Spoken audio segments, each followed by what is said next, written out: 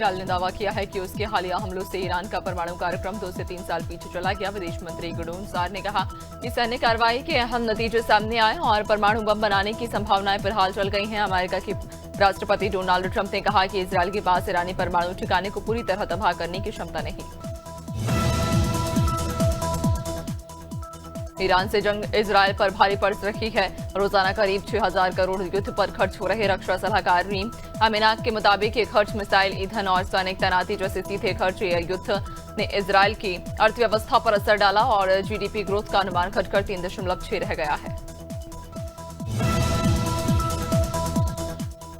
Iran ने Israel के कई शहरों जैसे तेल अवीवा, हाइफा और बीरशेबा पर मिसाइल हमले किए। हाइफा में मिसाइल गिरने से 23 लोग घायल हुए, जिनमें 3 की हालत गंभीर है। सुबह बीरशेबा में माइक्रोसॉफ्ट ऑफिस के पास हमला हुआ, जिसमें कारें और घर जलकर पूरे ध्वस्त हो चुके हैं। ईरान ने कहा कि अगर भारत द्वारा ऑपरेशन सिंदूर में तबाह किए गए लश्कर और जैश के आतंकी ठिकानों को पाक सेना द्वारा ठीक करवा रखी है। आर्मी चीफ आसिम मुनीर ने खुद दखल देते हुए इसके लिए 40 करोड़ रुपए का फंड जारी किया। ये फंड उन मदरसों और मस्जिदों तक भी पहुंचाया जा रहा जिनका सीधा संबंध आतंकी संगठनों से रहा। भारत ने 7 मई को ये ठिकाने सटीक हमलों में तबाह किए थे।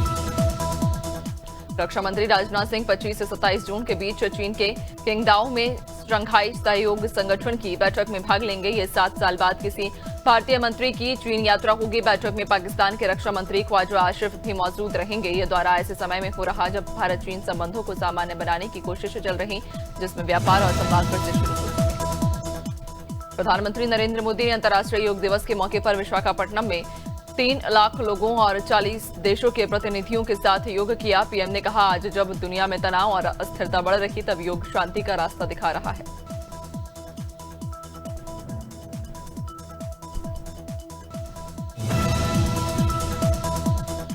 लोकसभा चुनाव 2024 में सबसे ज्यादा खर्च भाजपा ने 1494 करोड़ रुपए किए, जो कुल खर्च का 44.56% है। कांग्रेस 620 करोड़ के साथ दूसरे स्थान पर रही। एटीआर की रिपोर्ट के मुताबिक कुल 32 पार्टियों का खर्च विश्लेषण किया गया। रिपोर्ट में बताया गया कि भाजपा और आम आदमी पार्टी ने चुनाव आयोग को खर्च का ब्यौरा देरी से सौंपा। चुनाव आयोग ने नया नियम जारी किया है, जिसके तहत चुनावी फोटो, वीडियो, सीसीटीवी फुटेज और वेबकास्टिंग रिकॉर्डिंग अब सिर्फ 45 दिन तक ही सुरक्षित रखी जाएगी। 45 दिन बाद अगर चुनाव परिणाम को कोर्ट में चुनौती नहीं दी गई तो ये डेटा डिलीट कर दिया जाएगा। कांग्रेस ने इस फैसले को लोकतंत्र के खिलाफ बताया और पारदर्शिता पर सवाल उठाए।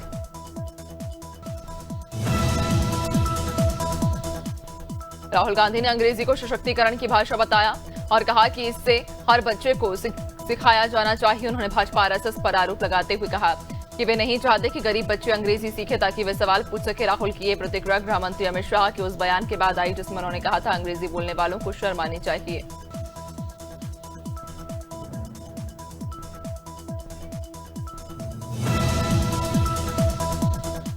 द्रौपदी मुर्मू अपने जन्मदिन पर देहरादून में दिव्यांग बच्चों से मिली, जिन्होंने बार बार ये दिन आए गाकर उन्हें बधाई दी। बच्चों की सादगी और भावनाओं से भावुक होकर राष्ट्रपति की आंखों से आंसू बह निकले। सिक्योरिटी गार्ड ने रुमाल थमाया और वह कुछ देर तक अपने आंसू पोंछती रहीं। उन्होंने बच्चों की तारीफ करते हुए कहा कि इन बच्चों के गले में मां सरस्वती का वास है।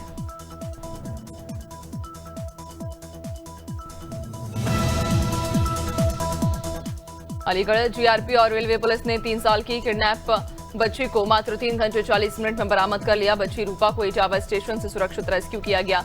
पुलिस ने सीसीटीवी फुटेज से किडनैपर की पहचान कर प्लेटफॉर्म नंबर 4 से गिरफ्तार किया। पुलिस अधीक्षक रेलवे आगरा के निर्देशन में चलाए गए सघन चेकिंग अभियान के चलते यह बड़ी सफलता मिली। दंतेवाड़ा में मितानिनों ने दुर्गू कोंदल में मितानिन जयंती मंडल की हत्या के विरोध में मुख्यमंत्री के नाम ज्ञापन सौंपा। उन्होंने हत्यारों की जल्द गिरफ्तारी और मृतका को उचित मुआवजा देने की मांग की। मितानिनों ने कहा कि सेवा के दौरान भी अगर महिलाएं सुरक्षित नहीं तो यह गंभीर चिंता का विषय है। अभी तक हत्यारों का पता न लगना पुलिस कार्यप्रणाली पर सवाल खड़ा करता है। फतेहपुर के थरियाव थाना क्षेत्र में एक युवक पर हिंदू युवती को ईद के बहाने घर बुलाकर ब्रेन वॉश कर धर्म परिवर्तन का दबाव डालने और अपहरण कर बंदी बनाने का आरोप लगा। युवती के पिता ने एसपी ऑफिस में शिकायत देकर बेटी को बचाने की गुहार लगाई। पीड़िता ने फोन पर बताया कि वह किसी और कमरे में बंद है और बाहर टोपी वाले लोग हैं। छत्तीसगढ़ के राज्यपाल रमेन टेका 2 दिवसीय बेमेतरा जिले के दौरे के दूसरे दिन राज्यपाल रमेन टेका अपने गोद लिए ग्राम टेमरी पहुंचे, जहां उन्होंने ग्रामीणों के साथ बैठक कर ग्राम विकास कार्यों के लिए रोड मैप तैयार किया। राज्यपाल ने कहा कि टिमरी गांव में नागरिकों के साथ बैठक की गई, आने वाले दिनों में यहां विकास होगा। बुरहानपुर जिले के छोटे से गांव तुरक गुराड़ा की शासकीय माध्यमिक शाला ने एक अनूठी मिसाल कायम की है। मध्य प्रदेश की पहली सरकारी स्कूल बन गई, जहां हर दिन नियमित रूप से योग की कक्षाएं ली जाती हैं। शिक्षक संजय राठौर और विजय महाजन की पहल पर योग को पाठ्यक्रम का हिस्सा बनाकर बच्चों की दिनचर्या में शामिल किया गया। 11वें अंतर्राष्ट्रीय योग दिवस के अवसर पर भोपाल पुलिस कमिश्नरेट द्वारा नेहरू नगर स्थित पुलिस लाइन के सामुदायिक भवन में योग कार्यक्रम का आयोजन किया गया, जिसमें लगभग 200 पुलिस अधिकारी कर्मचारियों ने सहभागिता कर योगाभ्यास किया और स्वास्थ्य के प्रति सजग रहने का संकल्प लिया।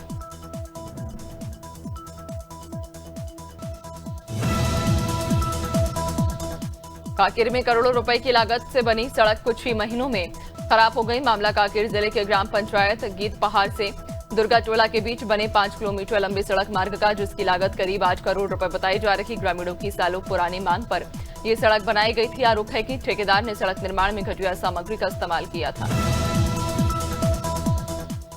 दक्षिण पूर्व मध्य रेलवे के महाप्रबंधक तरुण प्रकाश ने रायपुर मंडल के दुर्ग रायपुर रेलखंड का निरीक्षण किया। इस दौरान महाप्रबंधक ने रेल संरक्षा, परिचालन कार्य प्रणाली, स्टेशन रिडेवलपमेंट कार्यों और यात्री सुविधाओं की समीक्षा की। साथ ही महाप्रबंधक ने दुर्ग स्थित रेलवे कॉलोनी का भी जायजा लिया और कर्मचारियों से संवाद कर उनकी मूलभूत आवश्यकताओं को जाना।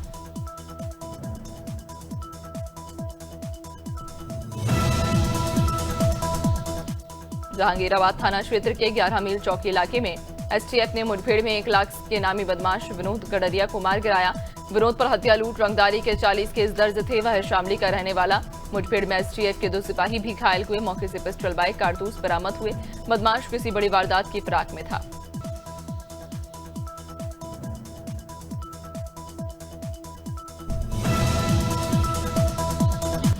थाना रनिया क्षेत्र में चुनौती के बाद घायल महिला की इलाज के दौरान मौत हो गई। आरोपी छोटुआ और सफी को पकड़ने के बाद पुलिस ने घेराबंदी की, जिसे पर उसने फायरिंग कर दी। जवाबी फायरिंग में वह घायल हो गया। आरोपी की पहचान मंगलपुर डेरा निवासी के रूप में हुई। महिला अपने पति के साथ मायके लौट रही थी, तभी ये वारदात हुई।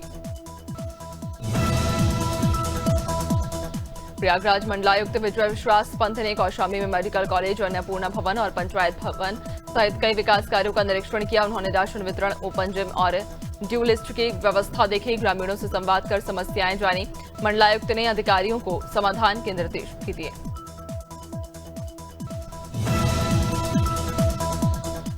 ओंकारेश्वर सिद्धवरकूट मार्ग पर कड़ियाकुंज के पास दिन में एक तेंदुए ने अचानक सड़क पर आई गाय पर झपट्टा मारा, लेकिन सामने से आ रही बाइक सवार की आवाज और मौजूदगी से डरकर तेंदुआ जंगल की ओर भाग गया। हमले में गाय बच गई, लेकिन इस दृश्य ने लोगों को भी डरा दिया है। क्षेत्रवासी वन विभाग से निगरानी की मांग कर रहे हैं। शाजापुर के छपार गांव में एक नवविवाहिता की संदिग्ध हालत में मौत हो गई। महिला की 1 साल पहले शादी हुई थी। पति ने कहा कि खेत से लौटकर पत्नी से खाना खाया और बाहर घूमने गया। वापस लौटा तो पत्नी मृत मिली। मायके वालों का आरोप है कि ससुराल पक्ष ने गला घोंटकर हत्या की। गले पर निशान भी। पुलिस ने शव को कब्जे में लेकर जांच शुरू कर दी है। पीलीभीत के पूरनपुर ब्लॉक में ग्राम प्रधान पर गंभीर आरोप लगे। शिकायतकर्ता के मुताबिक पताबोझी और कंजवाखेड़ा गांव में नाली और सड़क के निर्माण में पुरानी ईंटों का इस्तेमाल हो रहा। आरोप है कि ग्राम पंचायत के सरकारी फंड को ठिकाने लगाने के लिए भ्रष्टाचार किया जा रहा है, जिसमें विभागीय अधिकारियों की मिलीभगत भी बताई गई है। मुजफ्फरनगर में एक मां ने अपने प्रेमी के लिए अपने ही 2 मासूम बच्चों को जहर देकर मार डाला। आरोपी महिला मुस्कान को पुलिस ने गिरफ्तार कर लिया, जबकि उसका प्रेमी जुनैद फरार है। पुलिस जांच में खुलासा हुआ कि दोनों बच्चों की हत्या चाय में जहर मिलाकर की गई थी, क्योंकि वे शादी में रुकावट बन रहे थे।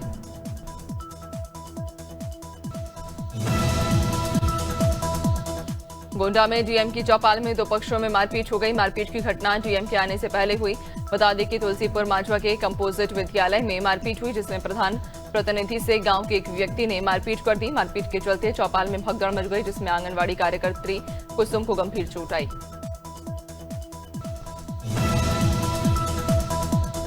बच्चों के मामूली विवाद ने गोंडा के परसपुर क्षेत्र के भौरीगंज गांव में बड़ा रूप ले लिया। 2 पक्ष आमने सामने आ गए और एक लाठी डंडे लेकर दूसरे पक्ष के घर चढ़ गया। घटना की सूचना मिलते ही एसएचओ के साथ भारी पुलिस फोर्स मौके पर पहुंची और गांव को छावनी में तब्दील कर दिया गया।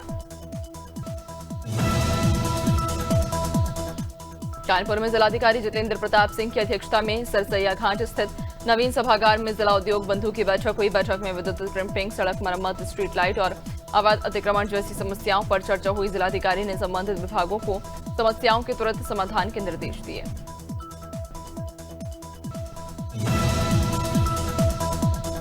आगरा दिल्ली हाईवे पर मथुरा आबकारी विभाग ने बड़ी कार्रवाई की। रिफाइनरी थाना क्षेत्र में चेकिंग के दौरान एक कार से 156 बोतल और 202 हाफ हरियाणा ब्रांड अंग्रेजी शराब बरामद की गई। कार में बैठे राहुल शर्मा और राजा को गिरफ्तार किया गया। पूछताछ में सामने आया कि शराब को मुजफ्फरपुर बिहार भेजा जा रहा था।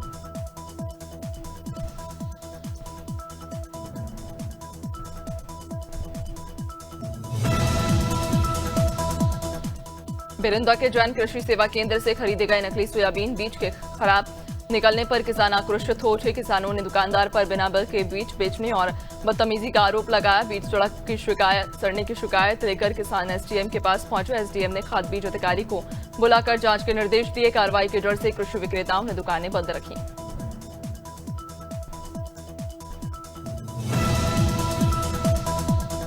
दो 2024 में स्विस बैंकों में भारतीयों की जमा रकम 3.5 अरब स्विस फ्रैंक यानी करीब 37,600 करोड़ हो गई है। ये आंकड़ा 2023 के मुकाबले 3 गुना से ज्यादा, जब 11,000 करोड़ जमा है। ये 2021 के बाद सबसे ऊंची राशि जब 41,000 करोड़ जमा हुए। ये उछाल वैश्विक निवेश कॉर्पोरेट डिपॉजिट और HAL भारत की तीसरी रॉकेट निर्माता कंपनी बन गई। कंपनी ने 511 करोड़ की बोली लगाकर स्मॉल सैटेलाइट लॉन्च व्हीकल बनाने का कॉन्ट्रैक्ट जीता है। ये करार ISRO और इंडियन स्पेस की ओर से दिया गया। इससे पहले सिर्फ स्काईरूट एरोस्पेस और अग्निकुल कॉस्मोस की रॉकेट बनाते थे। सोने और चांदी की कीमतों में गिरावट दर्ज की गई। 24 कैरेट सोना 570 गिरकर 98,691 प्रति 10 ग्राम पर आ गया, जबकि चांदी 608 सस्ती होकर 1,06,775 प्रति किलो पर पहुंच गई। इससे पहले सोना 99,373 और चांदी 1,09,550 के ऑल टाइम हाई पर पहुंच गई थी। वीवो ने भारत में नया Y400 प्रो स्मार्टफोन लॉन्च किया, जिसकी शुरुआती कीमत 24,999 रखी गई। इसमें 6.77 इंच की full HD plus 3D covered AMOLED display, MediaTek Dimensity 7300 processor, 50 megapixel rear और 32 मेगापिक्सल फ्रंट कैमरा। पीएम किसान योजना की 20वीं किश्त जून अंत तक या जुलाई की शुरुआत में जारी होगी, लेकिन जिन किसानों की आधार KYC पूरी नहीं हुई उन्हें किश्त नहीं मिलेगी। सरकार ने इसे अनिवार्य कर दिया। ऐसे में किसान घर बैठे pmkisan.gov.in पर जाकर 6 आसान स्टेप्स में KYC कर सकते हैं।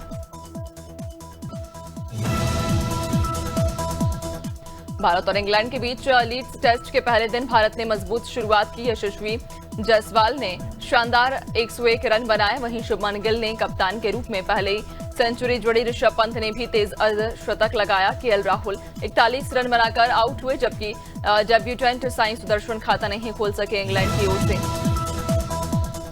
भारत और इंग्लैंड के बीच लीड्स टेस्ट के पहले दिन भारत ने शानदार बल्लेबाजी की। शुभमन गिल कप्तान के तौर पर पहले ही टेस्ट में शतक लगाने वाले 5वें भारतीय बने। यशस्वी जायसवाल ने इंग्लैंड में अपना पहला टेस्ट शतक जोड़ा। सभी भारतीय खिलाड़ी अहमदाबाद प्लेन क्रैश पीड़ितों को श्रद्धांजलि देने के लिए बाजू पर काली पट्टी बांधकर मैदान में उतरे।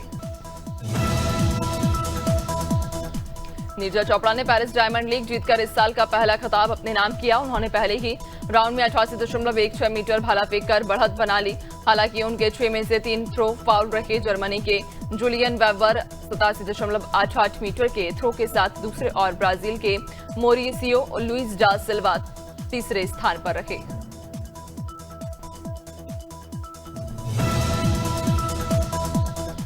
गोल्ड टेस्ट के चौथे दिन श्रीलंका पहली पारी में 485 रन पर ऑल आउट हो गई। इससे पहले बांग्लादेश ने पहली पारी में 495 रन बनाकर 10 रन की बढ़त ली थी। दूसरी पारी में बांग्लादेश ने 3 विकेट पर 177 रन बना लिए। नजमुल हसन शांतो और मुस्तफिकुर रहीम नाबाद है। श्रीलंका ने चौथे दिन 368 से आगे खेलना शुरू किया था। ऑस्ट्रेलिया ने वेस्टइंडीज के खिलाफ 25 जून से शुरू होने वाले टेस्ट से पहले टीम में 2 बड़े बदलाव किए। खराब फॉर्म के चलते मार्नस लाबुशेन को बाहर कर दिया गया, जबकि चोट के कारण स्टीव स्मिथ उपलब्ध नहीं रहेंगे। उनकी जगह सैम कोन्स्टस और जोश इंग्लिश को मौका दिया गया। ये बदलाव वर्ल्ड टेस्ट चैंपियनशिप फाइनल में मिली हार के बाद किए गए। धनुष की नई फिल्म कुबेर को ऑडियंस से जबरदस्त रिस्पांस मिला और पहले दिन सिनेमाघरों में अच्छी भीड़ देखने को मिली। फिल्म की कहानी और स्टार कास्ट की परफॉर्मेंस की जमकर तारीफ हो रही। हालांकि ओपनिंग डे पर कुबेर की कमाई धनुष की पिछली फिल्म रेयान से कम रखी, जिसमें पहले दिन 15.7 करोड़ रुपए जुटाए थे।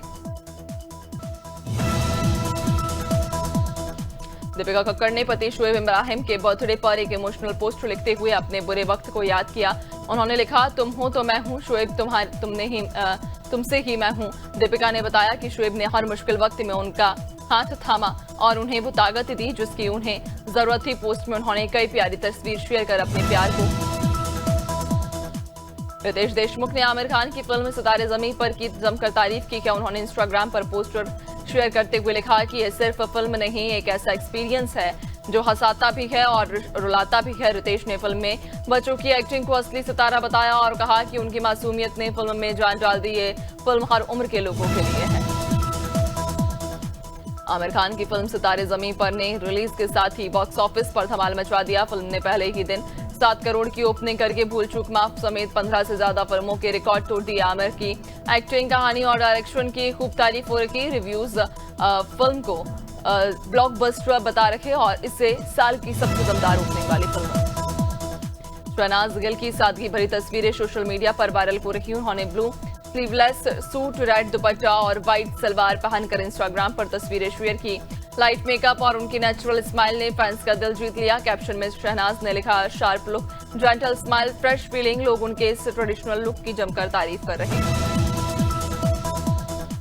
यूपी में मानसून के सक्रिय होते ही झांसी में जून का 10 साल पुराना ठंडक का रिकॉर्ड टूट गया।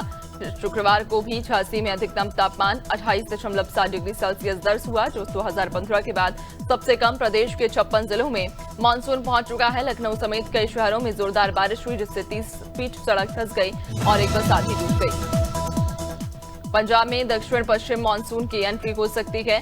मौसम विभाग ने 16 जिलों में येलो अलर्ट जारी किया। बीती रात कई इलाकों में हल्की बारिश दर्ज की गई, जिससे तापमान में गिरावट आई। विभाग के मुताबिक अगले 3 दिन तक मानसून के प्रवेश के लिए अनुकूल स्थिति बनी रहेगी। अगर यही रफ्तार रही तो आज ही पंजाब, हरियाणा और चंडीगढ़ में मानसून पहुंच सकता है।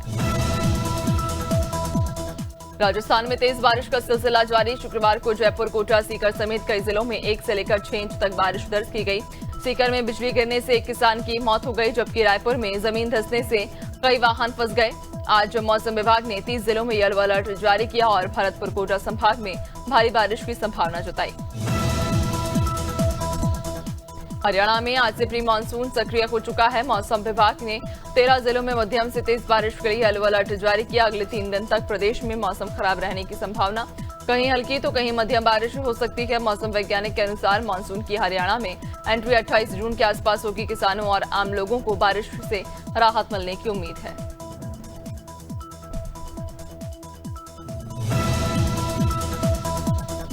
महाराष्ट्र के नासिक में भारी बारिश के कारण घरों और दुकानों में पानी भर गया। गुजरात के अहमदाबाद, राजकोट और वापी में सड़कों पर जल भराव हो गया। बिहार के गया जिले में फाल्गु नदी से 18 लोगों को रेस्क्यू किया गया, जबकि 2 की मौत हो गई। मानसून ने हिमाचल, उत्तराखंड और जम्मू कश्मीर में दस्तक दे दी, जिससे कई राज्यों में जल भराव और फसलें बर्बाद हुई।